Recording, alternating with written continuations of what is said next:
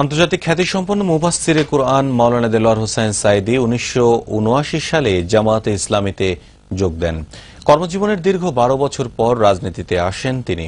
১৯৯৬ ও ২০০১ সালে দুবার সংসদ সদস্য নির্বাচিত হন। বর্তমানে জামায়াতের নায়েবে আমিরের দায়িত্বে আছেন মাওলানা সাঈদী। তার জীবন কর্মের কিছুটা তুলে ধরছেন একরামুল হক সায়েম। ১৯৪০ সালের ১ ফেব্রুয়ারি পিরোজপুরের সাইদখালী গ্রামে জন্ম নেন দেলোয়ার হোসেন সাঈদী। পিতা মাওলানা ইউসুফ সাঈদীর প্রতিষ্ঠিত মাদ্রাসা থেকে প্রাথমিক শিক্ষা নেন তিনি। ১৯৬২-তে সারসিনা মাদ্রাসা থেকে কামিল পাশ করেন। এরপর ভাষা, ধর্ম ও দর্শন সহ নানা বিষয়ে গবেষণাও করেন তিনি।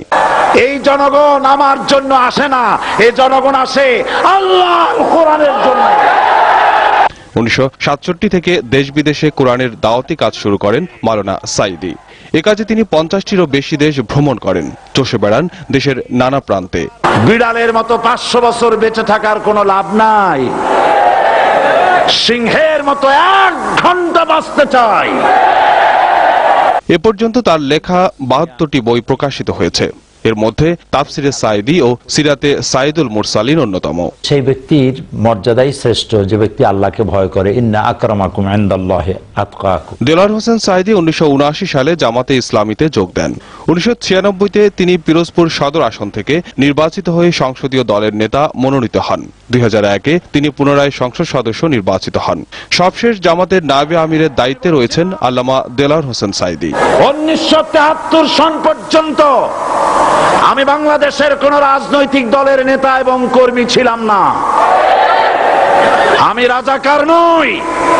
ধর্মীয় অনুভূতিতে আঘাত দেওয়ার অভিযোগে ২০১০ সালের ২৯শে জুন শাহজাহানপুরের শহীদবাগের বাসা থেকে গ্রেপ্তার হন তিনি। পরে তার বিরুদ্ধে ১৪টি মামলা দায়ের করা হয়। ৩ আগস্ট আন্তর্জাতিক অপরাধ ট্রাইব্যুনাল গ্রেপ্তারি পরোয়ানা জারি করলে মাওলানা সাঈদীকে ওই মামলায় আটক দেখানো হয়। ৪ ছেলের জনক সাঈদীর আটক অবস্থায় বড় সন্তানের মৃত্যু হয়। সন্তানের লাশ ঘাড়ে করার চাইতে বড় বোঝা বাপের জন্য আর কিছু নাই। এর কিছুদিন আগে মারা যান তার মা। প্যারোলে মুক্তি পেয়ে এই ২ আপনজনের জানাজায় ইমামতিও করেন তিনি।